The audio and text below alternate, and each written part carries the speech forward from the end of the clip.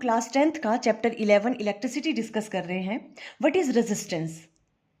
Resistance क्या होता है? जो इलेक्ट्रिक करंट के फ्लो को अपोज करे, जो इलेक्ट्रिक करंट के फ्लो को रेजिस्ट करे, उसे हम कहते हैं resistance. So we can define resistance as it is that property of a conductor by virtue of which it opposes the flow of charges और flow of current through it.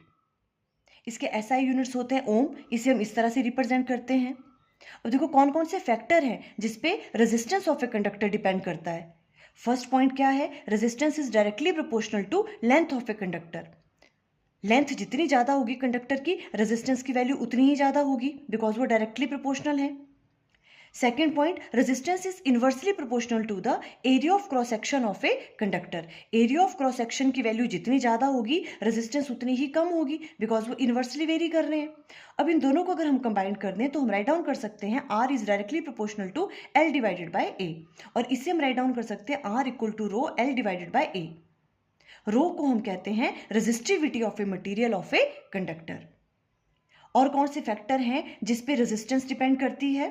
It also depend on the nature of the material which it made. Nature कैसा है material का, उस पर भी depend करती है resistance. और लास्ट कौन सा पॉइंट है? रेजिस्टेंस किस पे डिपेंड करती है? टेम्परेचर पे भी डिपेंड करती है। फॉर फुल एक्सप्लेनेशन वीडियो का लिंक स्क्रीन पे आ रहा होगा। Thank you.